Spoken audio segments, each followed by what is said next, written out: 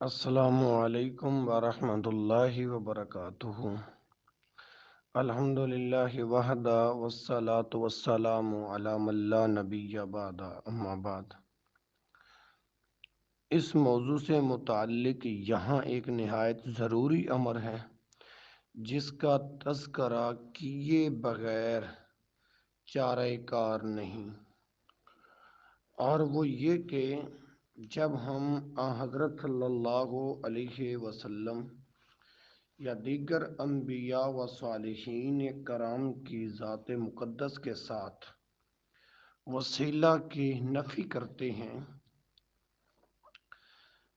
تو یہ اس لیے نہیں کہ ہم ان حضرات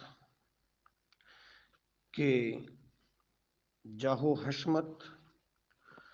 اور قدر و منزلت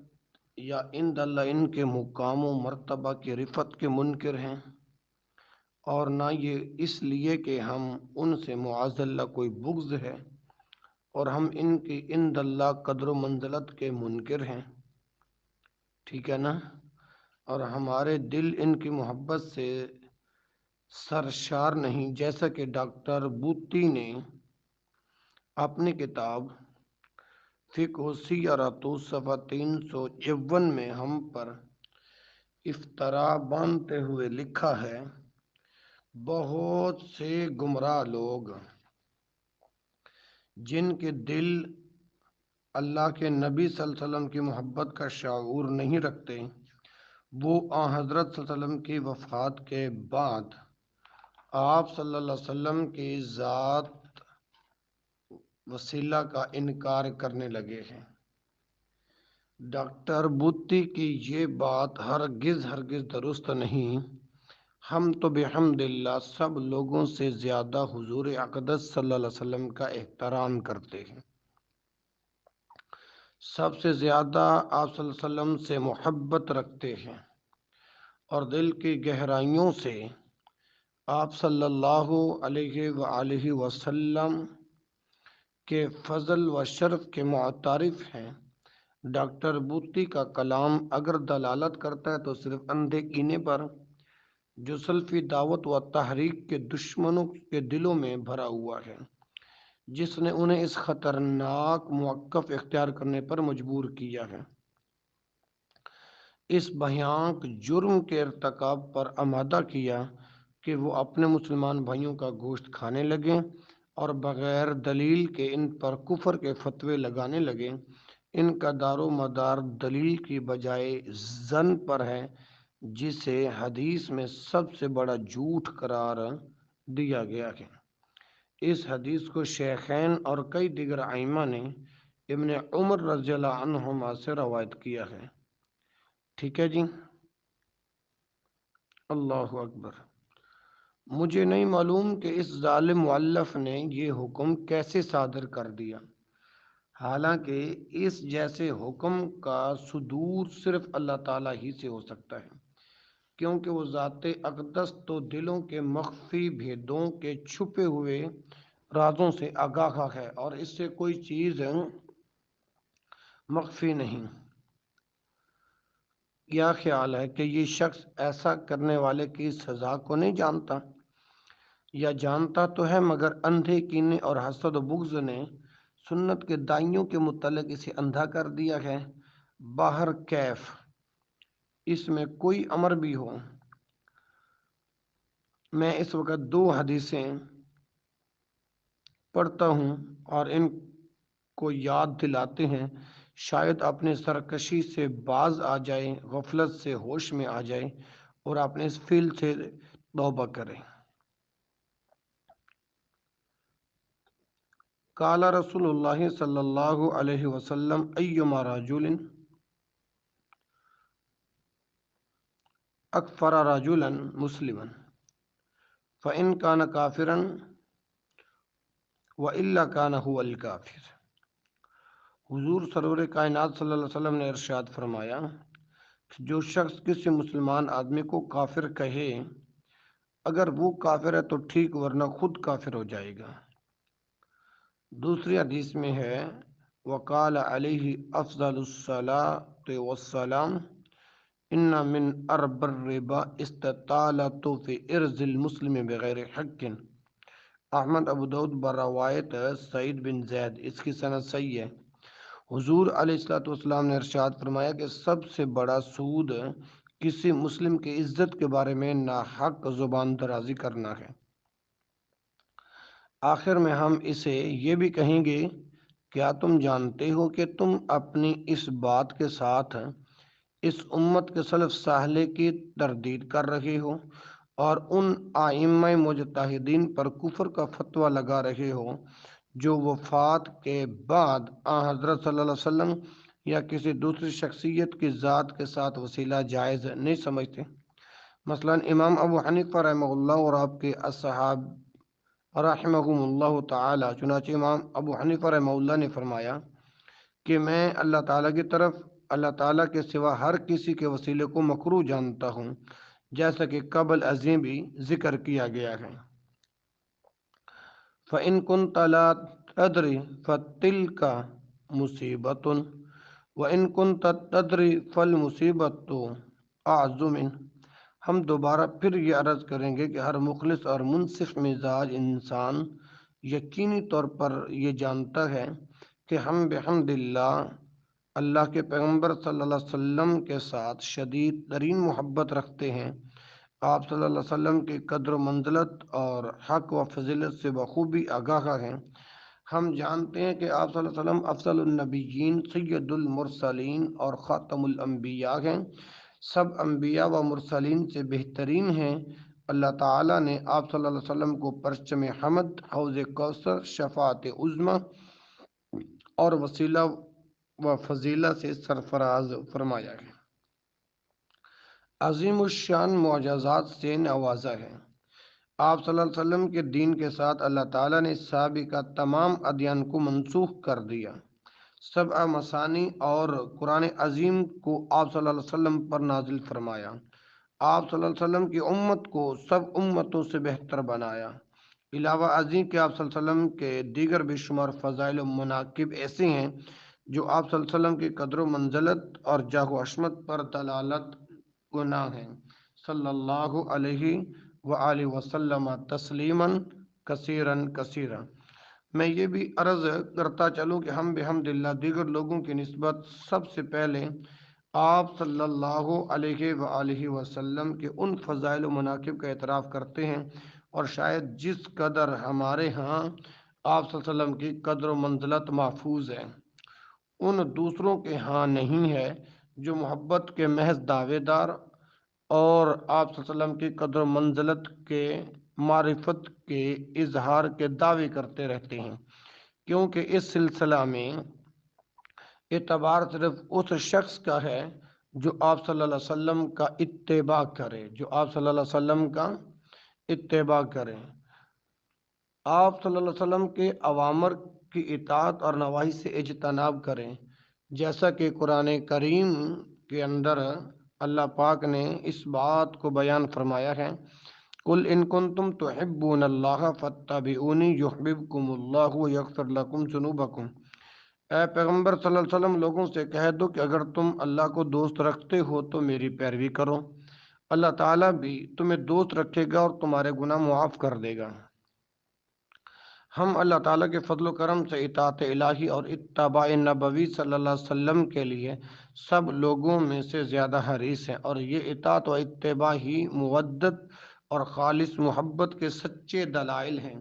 اور اس کے برعکس تعظیم غلب اور وصف میں افراد سے اللہ تعالیٰ نے منع فرمایا ہے۔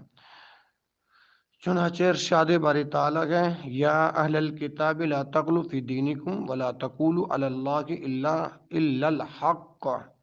سورۃ النساء میں یہ آیت موجود ہے، غالباً آیت نمبر 171 ہے۔ اے اہل کتاب، اپنے دین کی بات میں حد سے نہ بڑھو اور اللہ کے بارے میں حق کے سوا کچھ نہ کہو۔ نبی کریم صلی اللہ علیہ وسلم نے بھی غلب اور افراد سے منع کیا۔ اللہ کے پیغمبر صلی اللہ علیہ وسلم نے فرمایا، لا تطرونی کما اطرت النصارى ابن مریم فانما انا عبد فقولوا عبد اللہ ورسولہ۔ صحیح بخاری مع الفتح جلد نمبر 7 صفحہ 300۔ اسی طرح 15 صفحہ اور 161 شمائل ترمذی، مسند احمد اور الدارمی میں محفوظ ہے۔ میرے بارے میں اس طرح غلف سے کام نہ لینا جس طرح عیسائیوں نے ابن مریم کے بارے میں غلف سے کام لیا ہے۔ میں تو بندہ ہوں، لہٰذا تم مجھے اللہ کا بندہ اور اس کا رسول کہو۔ یہاں یہ بات قابل ذکر ہے کہ نبی کریم صلی اللہ علیہ وسلم نے اس بات کو بھی دین میں غلو قرار دیا ہے کہ حاجی رمی جمار کے لیے بہت بڑی بڑی کنکریوں کو استعمال کرے، بلکہ آپ صلی اللہ علیہ وسلم نے حکم دیا کہ سنگریزوں کی چھوٹی چھوٹی کنکریاں ہونی چاہیے۔ چنانچہ حضرت ابن عباس رضی اللہ عنہ سے روایت ہے کہ عقبہ کی صبح ہو، اللہ کے پیغمبر صلی اللہ علیہ وسلم نے مجھے حکم دیا میں آپ کے لیے کنکریاں لاؤں۔ جب میں نے لا کر آپ صلی اللہ علیہ وسلم کے دستے مبارک میں کنکریاں رکھ دیں تو آپ صلی اللہ علیہ وسلم نے فرمایا کہ اتنی بڑی بڑی؟ آپ صلی اللہ علیہ وسلم نے یہ 3 بار فرمایا، پھر فرمایا کہ دین میں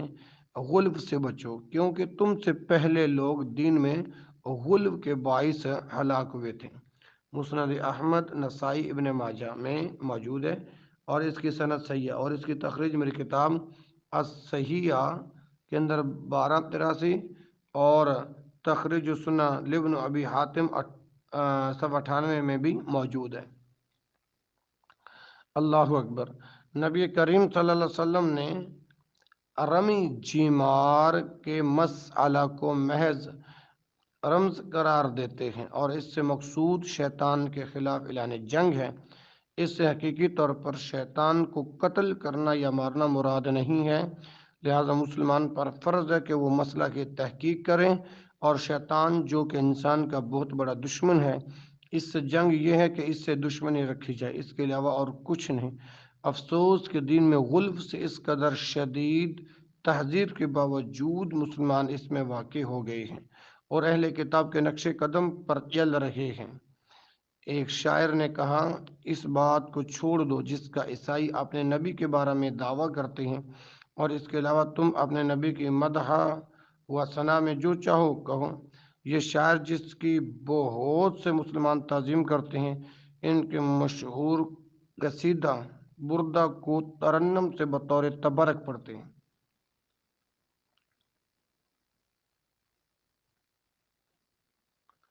اللہ اکبر۔ میلاد کی محفلوں اور وعظ و علم کی مجلسوں میں پڑھتے ہیں،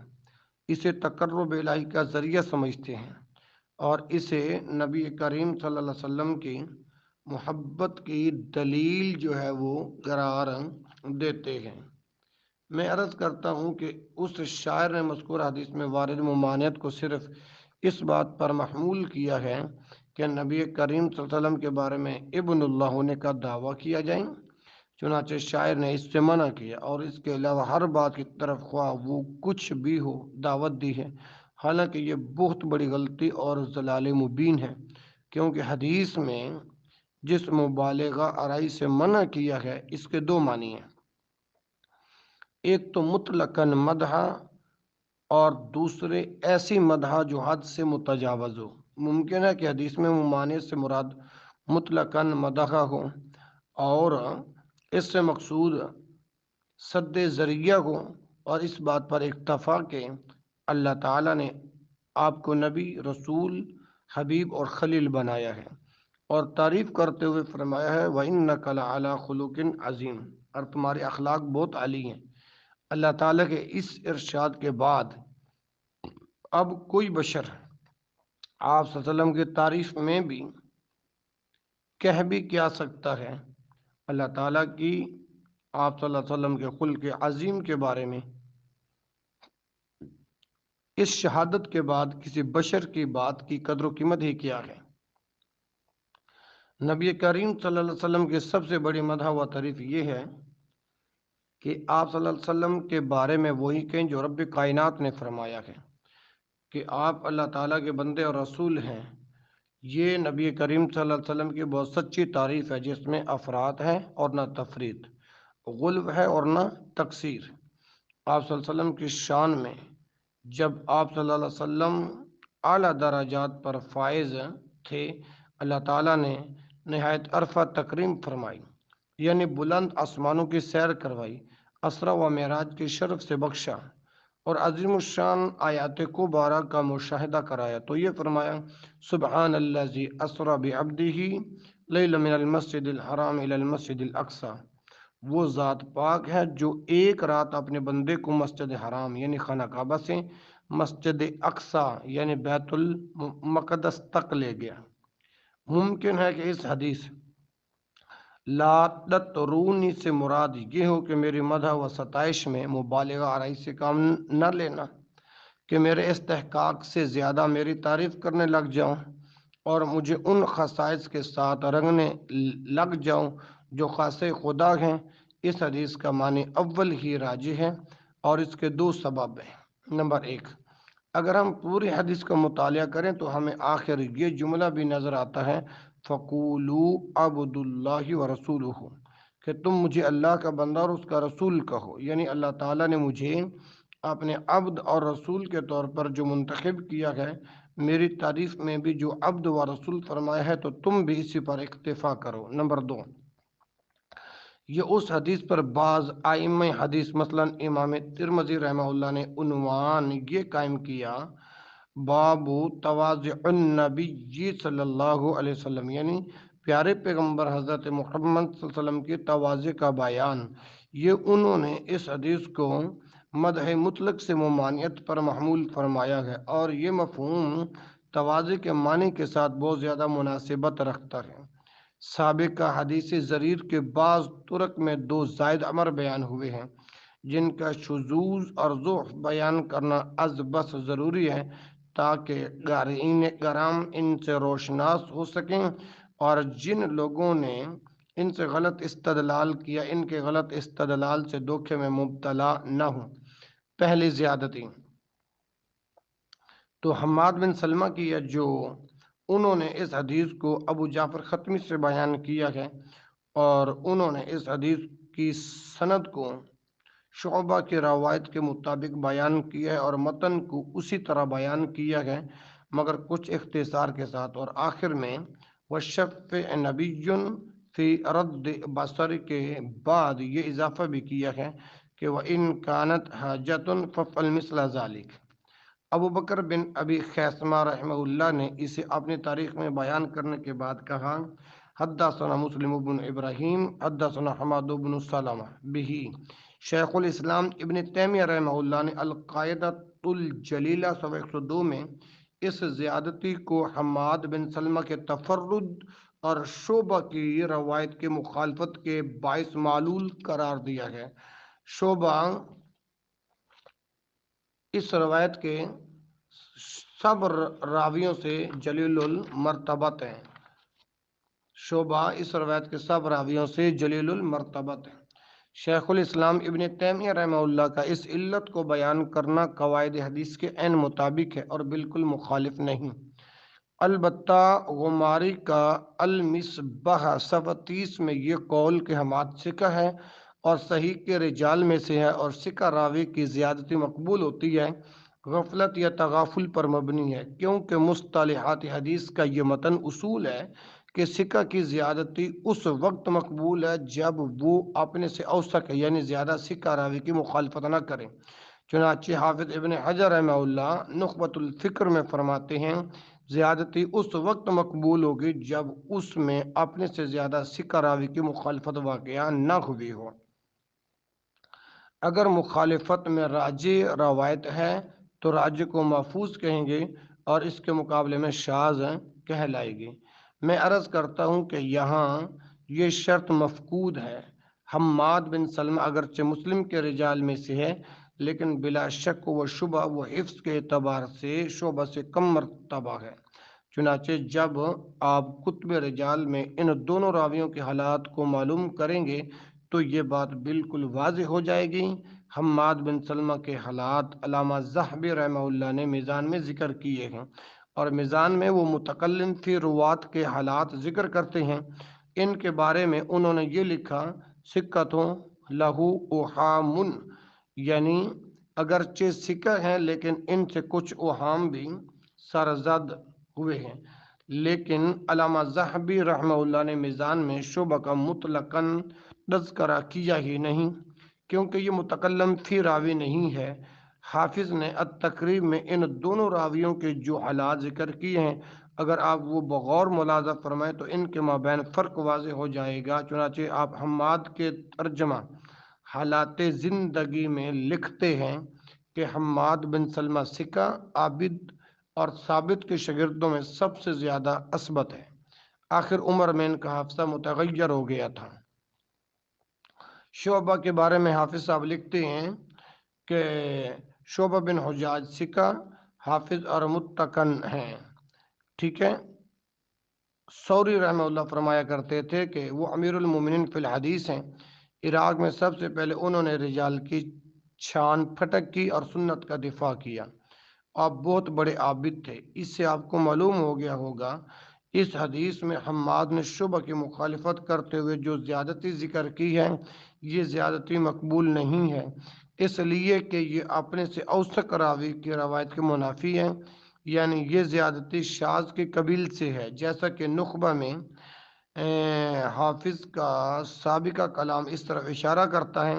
شاید حماد نے یہ روایت اس وقت ذکر کی ہو جب ان کے حافظہ میں خرابی پیدا ہو گئی تھی اور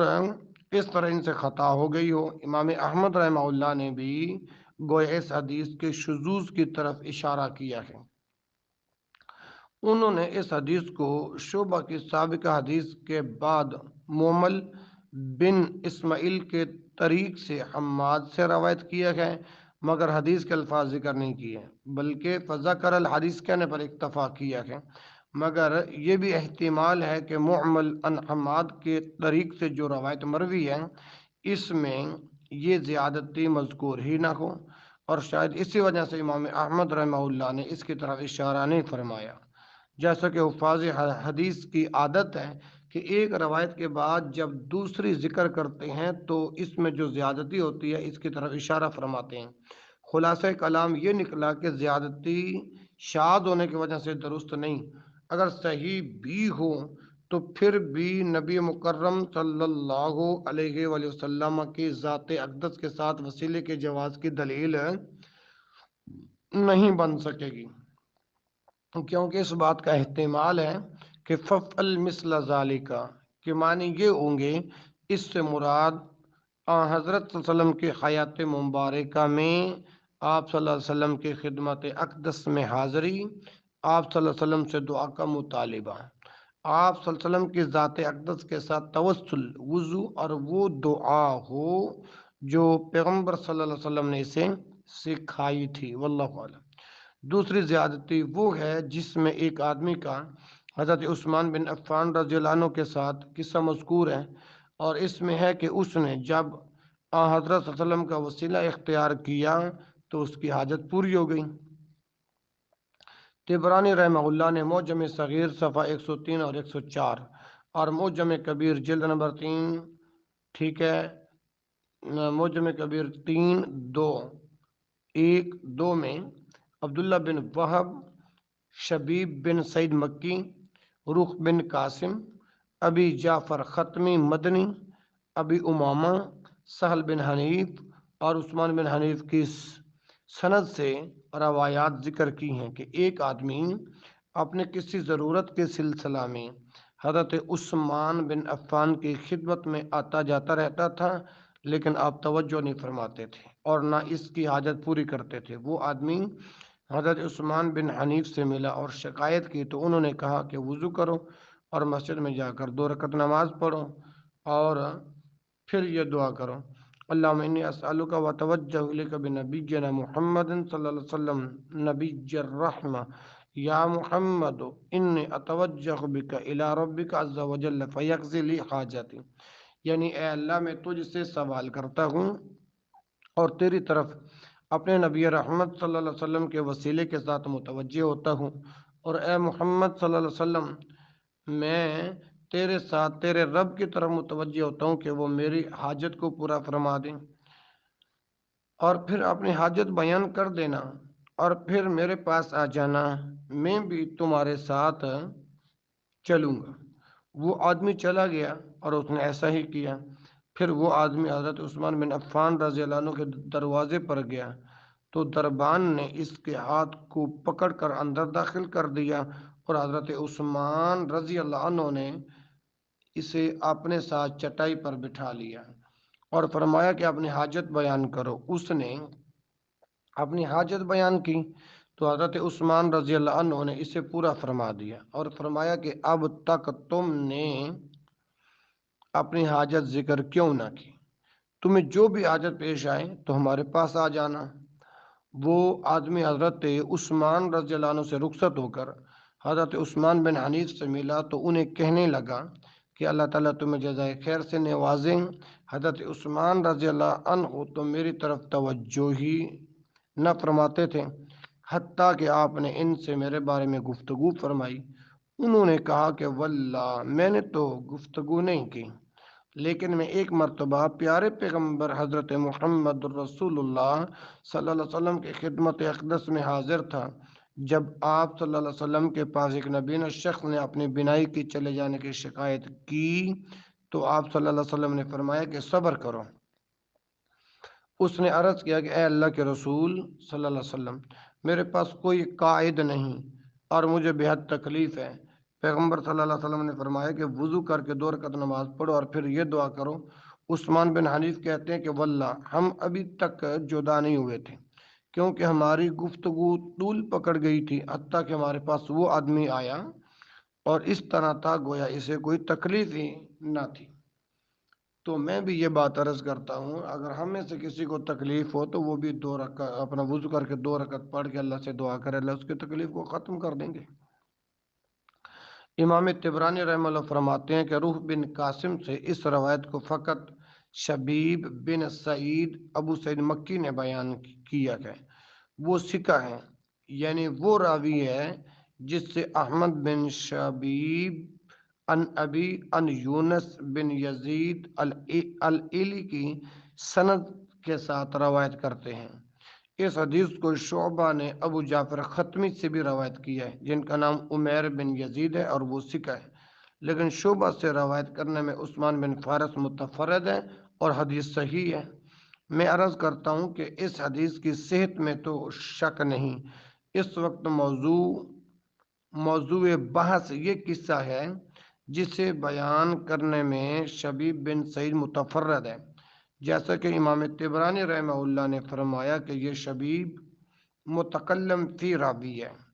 خاص طور پر اس روایت میں تو یہ بالکل متفرد ہوتا ہے جو ابن وہب نے ان سے روایت کی ہو، لیکن شبیب بن سعید کے 2 بیٹوں اسماعیل اور احمد نے ابن وہب کی مطابعت کی ہے۔ اسماعیل کو تو میں نہیں جانتا اور نہ مجھے یہ معلوم ہے کہ کسی نے اس کا تذکرہ کیا ہو۔ علماء رجال نے اس کے باپ سے روایت کرنے والے راویوں کے ضمن میں بھی اسے ذکر نہیں کیا، لیکن اس کا بھائی احمد صدوق ہے۔ ان کے باپ شبیب کے بارے میں خلاصہ کلام یہ ہے کہ یہ ثقہ ہے لیکن اس کے حفظ میں ضعف ہے، مگر جب اس کا یہ بیٹا احمد اس سے پھر یونس سے روایت کرے تو وہ حجت ہے۔ علامہ ذہبی رحمہ اللہ نے میزان میں لکھا ہے یہ راوی صدوق ہے لیکن کچھ غریب روایات ذکر کرتا ہے۔ ابن عدی نے کامل میں ذکر کرتے ہوئے فرمایا ہے کہ ان کے پاس یونس بن یزید کا ایک درست نسخہ ہے۔ ابن وہب نے ان سے کئی منکر روایات ذکر کی ہیں۔ ابن مدینی رحمہ اللہ فرماتے ہیں مصر بغرض تجارت آیا جایا کرتا تھا۔ ان کی کتاب صحیح ہے جسے میں نے ان کے بیٹے احمد سے لکھا ہے۔ ابن عدی رحمہ اللہ فرماتے ہیں کہ شبیب جب اپنے حفظ سے بیان کرے تو اغلاط و اوہام کا شکار ہو جاتا ہے اور امید ہے کہ وہ عمدن غلطی نہیں کرتا۔ جب ان کا بیٹا احمد ان سے یونس کی روایات ذکر کرے تو گویا کوئی اور یونس ہے، یعنی اس وقت روایت جید ہوتی ہے۔ اس کلام سے معلوم ہوا کہ شبیب کی حدیث 2 شرطوں کے ساتھ قبول کرنے میں کوئی حرج نہیں۔ پہلی شرط تو یہ ہے کہ اس روایت کو ان سے ان کے بیٹے احمد نے روایت کیا ہو، اور دوسری روایت شبیب ان یونس کی سند کے ساتھ، اور سبب یہ ہے کہ ان کے پاس یونس بن یزید کی کتابیں تھیں، جیسے کہ امام ابن ابی حاتم رحمہ اللہ نے اپنے باب سے الجرح و تعدیل 1-2-359 میں ذکر کیا ہے۔ تو وہ جب ان کتب سے روایت کرے تو درست ہوتا ہے، اور جب اپنے حافظہ سے کام لے تو وہم کا شکار ہو جاتا ہے، جیسا کہ ابن عدی رحمہ اللہ نے فرمایا، چنانچہ حافظ نے ان کے تذکرہ میں جو یہ فرمایا ہے کہ جب ان کا بیٹا احمد ان سے روایت کرے تو کوئی حرج نہیں، البتہ ابن وہب کی روایت کو قبول نہیں کیا جائے گا۔ یہ بات محل نظر ہے، کیونکہ اس سے یہ وہم پیدا ہوتا ہے کہ ان کے بیٹے احمد کی ان سے ہر روایت قابل قبول ہوگی، حالانکہ ایسا نہیں ہے، بلکہ شرط یہ کہ ان کی روایت یونس سے ہو، جیسا کہ قبل ازیں بھی بیان کیا جا چکا ہے۔ اور اس کی تائید اس سے بھی ہوتی ہے کہ خود حافظ صاحب نے بھی اس طرح اشارہ فرمایا ہے، چنانچہ انہوں نے اس سے مقدمہ فتح الباری صفحہ 133 میں بخاری کے ان رجال کے ضمن میں ذکر کیا جن پر طعن کیا گیا ہے، پھر آپ نے انہیں ثقہ قرار دینے والے ائمہ کے اقوال ذکر کر کے ان سے طعن کو دور کیا، اور ابن عدی کا یہ قول ان کے بارے میں ذکر کیا ہے جسے امام بخاری رحمہ اللہ نے ان کے بیٹے کے واسطے سے وہ روایات ذکر کی ہیں جو انہوں نے یونس سے روایت کی ہیں، یونس کے علاوہ اور کسی سے ایک روایت بھی ذکر نہیں، اور نہ ہی ابن وہب کے حوالے سے کوئی روایت ذکر کی ہے۔ تو گویا حافظ صاحب نے اپنے اس کلام میں اس طرف اشارہ فرمایا کہ شبیب کی روایت میں طعن اس وقت ہوتا ہے جب ان کی روایت یونس کے علاوہ کسی اور سے ہو، سمجھ آ رہی ہے نا جی، اور خواہ اسے ان کا بیٹا احمد ہی ان سے روایت کرے، اور یہی بات درست ہے جیسا کہ میں نے ابھی ابھی بیان کیا ہے۔ اور اسی طرح حافظ صاحب کے تقریب اور مقدمہ فتح الباری میں مذکور دو باتوں میں تطبیق ہوگی اور تعارض دور ہوگا۔ جب یہ بات واضح ہو گئی تو اس قصہ کا ضعف اور اس کا ناقابل احتجاج ہونا خود بخود ظاہر ہو گیا۔ علاوہ ازیں میرے سامنے ایک اور علت بھی ظاہر ہوئی ہے، اور وہ یہ ہے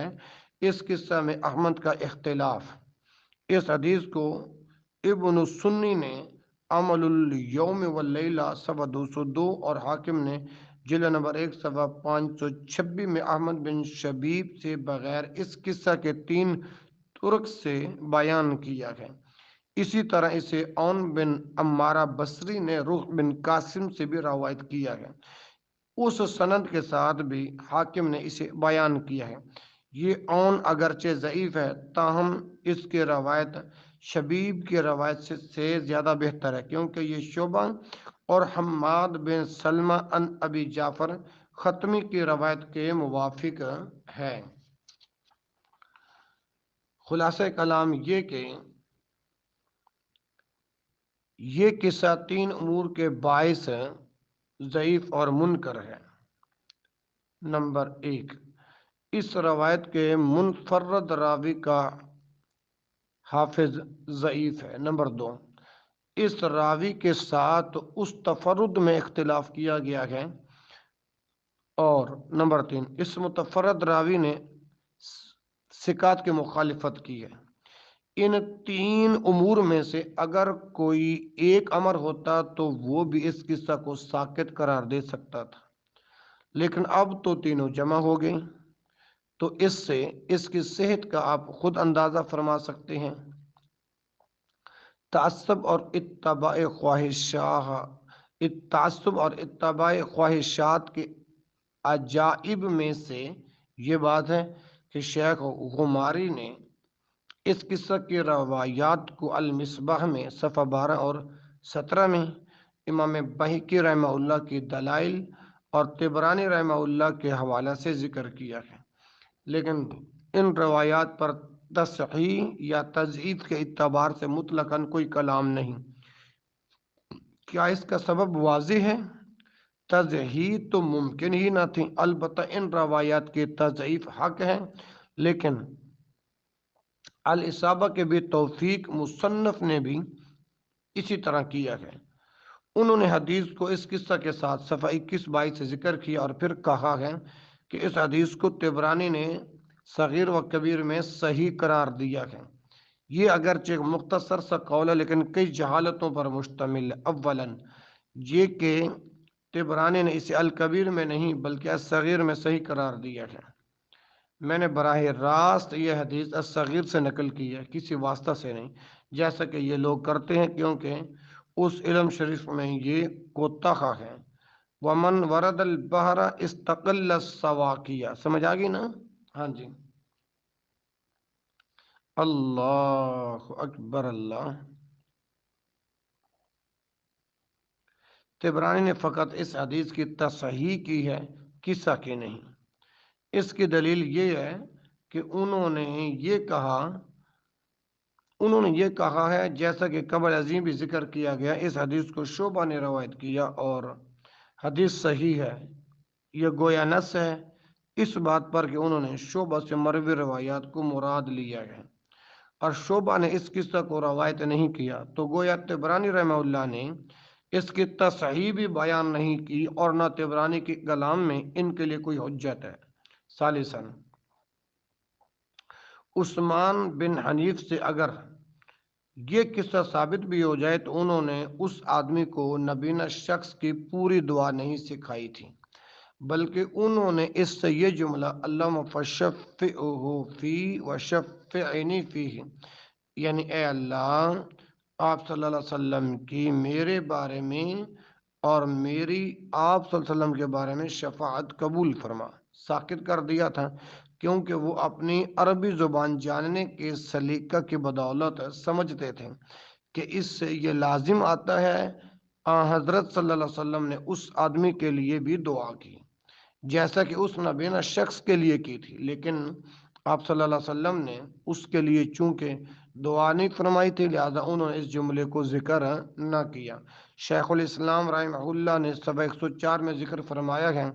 معلوم ہے کہ اگر کوئی شخص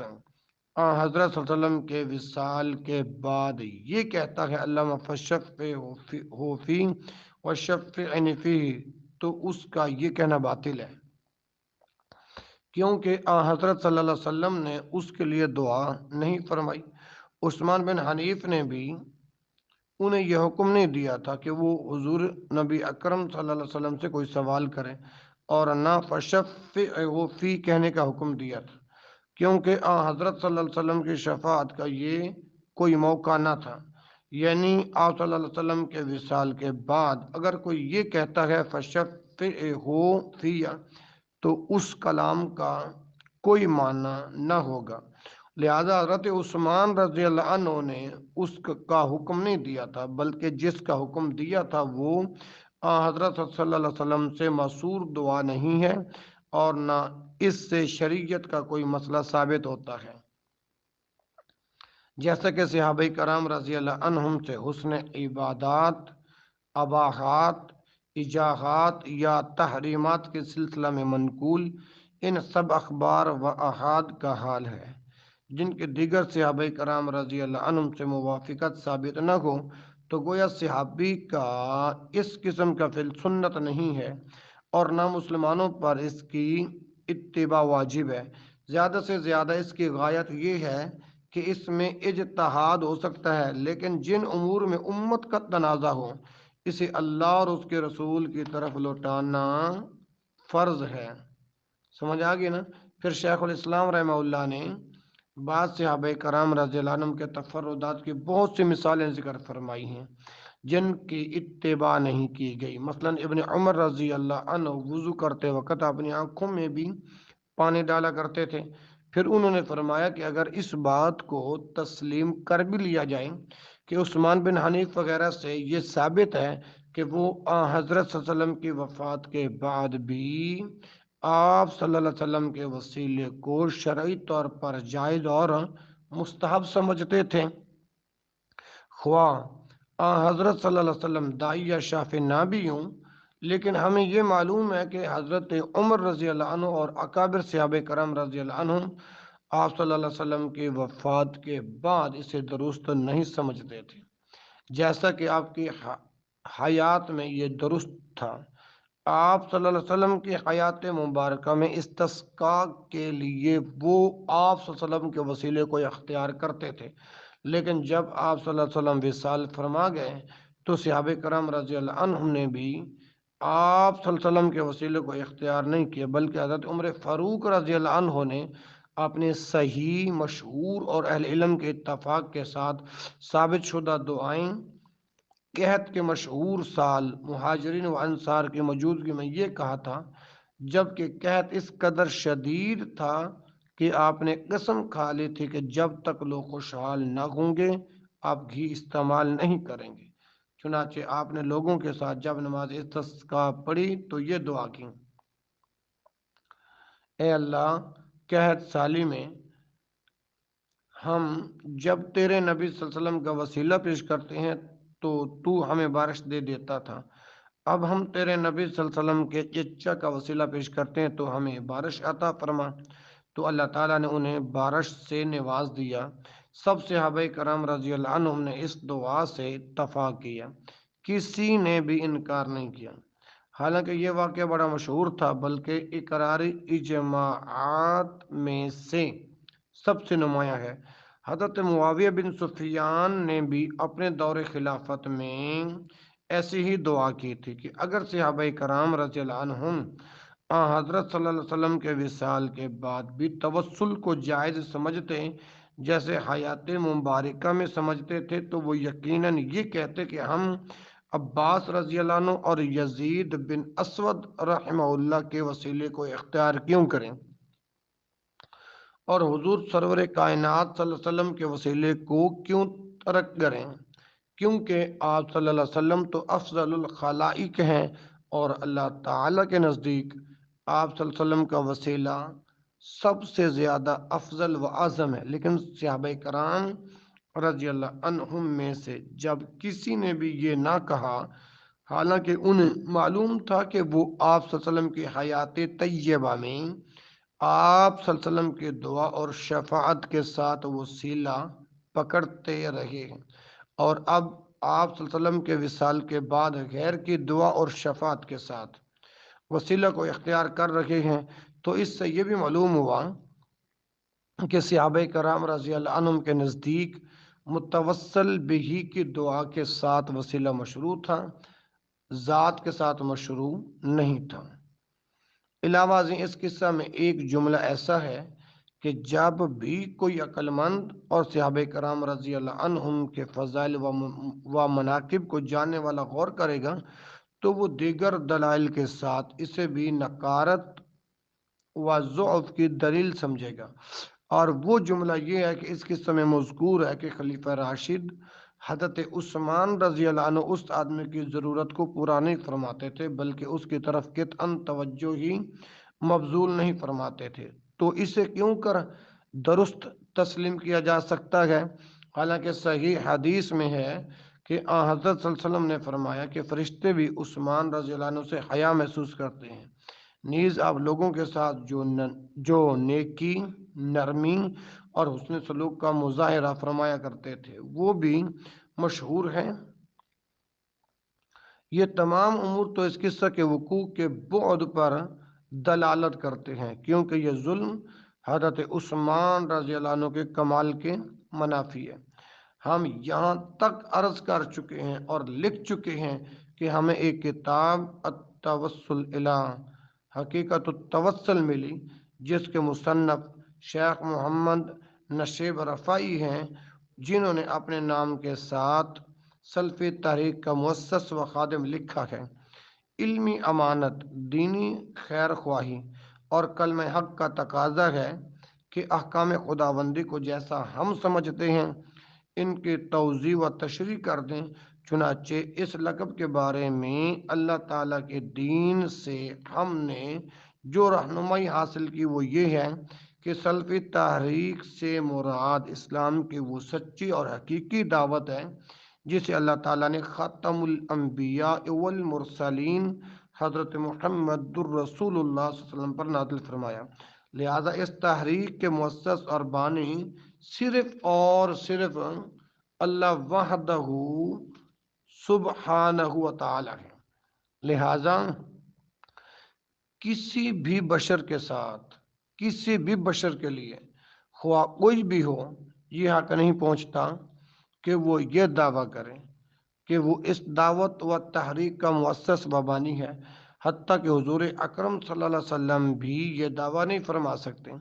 کیونکہ آپ صلی اللہ علیہ وسلم کا منصب یہ تھا کہ آپ صلی اللہ علیہ وسلم نے اسے اللہ تعالیٰ سے سیکھا، یاد کیا، امانت کا ثبوت دیا اور نہایت کمال انداز میں اس کی تبلیغ فرمائی۔ آپ صلی اللہ علیہ وسلم کو شریعت و وحی الہی میں کسی قسم کے تصرف کا اختیار نہیں تھا، لہذا کسی انسان کا یہ دعویٰ کہ وہ اس مبارک الہی تحریک کا بانی ہے، اگرچہ شرک اکبر تو نہیں لیکن حقیقت میں یہ خطائے عظیم ہے اور جرح بلیغ سے کم بھی نہیں، خواہ دعویٰ کرنے والا کتنا ہی بلند مرتبت کیوں نہ ہو۔ والعیاذ باللہ تعالی، ہمیں نہیں معلوم اس خطا کا ارتکاب اس انسان سے کیسے ہو سکتا ہے جو حلب اور دیگر شامی شہروں میں عرصہ دراز تک اپنے بھائیوں کے ساتھ سلفی تحریک سے وابستہ رہا، حالانکہ اس تحریک کی سب سے بڑی خصوصیت ہی یہ ہے کہ اعتقادی شرک تو اعتقادی ہے، یہ لفظی شرک و بت پرستی کے خلاف بھی نبرد آزما ہے۔ یہ صاحب بعد میں اپنے بھائیوں سے الگ ہو گئے، ان کا یہ انحراف جماعت سے خروج پر مبنی تھا۔ اللہ تعالی ہمیں اور اسے ہدایت عطا فرمائیں اور لغزشوں، فتنوں اور گمراہ کن خواہشات سے محفوظ رکھیں۔ ممکن ہے کہ اس مؤلف کی طرف سے کوئی شخص یہ عذر پیش کرے کہ اس لقب سے ان کی مراد یہ تھی کہ وہ اس سلفی دعوت و تحریک کے مجدد ہیں، ان کی یہ مراد نہ تھی کہ وہ اس کی تعلیمات کے بانی و مؤسس ہیں، اور مجدد تو قدیم و جدید ہر دور میں مسلمانوں میں رہے ہیں۔ اللہ اکبر۔ اور مؤلف بھی اپنے گمان میں انہی میں سے ایک ہیں۔ ہم کہتے ہیں کہ بے شک اسلام کی سچی دعوت کے ہر دور میں مجدد ہوئے ہیں، لیکن اس مؤلف اور ان مجددین کے مابین زمین و آسمان کا فرق ہے، زمین و آسمان کا فرق ہے۔ اللہ اکبر۔ اسے یہی کافی تھا کہ ان مجددین میں سے کسی ایک کا متبع ہو جاتا تو اور بفرض محال اگر ہم ان سے اتفاق بھی کر لیں کہ یہ بھی انہی مجددین میں سے ہے، تو ان پر واجب ہے کہ وہ اپنے مزعومہ تجدیدی کام کے ارد گرد ایک دائرہ کھینچ دیں، جیسے کہ شہر یا پل کی ایک حد بندی ہوتی ہے، ایسے ہی اسے بھی اپنے تجدیدی میدان کی حد بندی کرنی چاہیے، کیونکہ مطلقاً اس عظیم لقب کا استعمال قارئین کے دل میں یہ بات پیدا کرتا ہے کہ وہ عصر حاضر کے تمام عالم اسلام میں اسلام کے مجدد ہیں، لیکن انہیں یہ منصب کہاں نصیب۔ دوسری بات یہ کہ بنیادی اخلاقیات میں سے یہ بات ہے، اللہ اکبر، کہ ہر مسلمان داعی تواضع و انکسار اختیار کرے، حب جاہ، تفاخر اور خواہشات نفسی سے اجتناب کرے، کیونکہ یہ ایسی مہلک بیماریاں ہیں جو ان کے طلبگار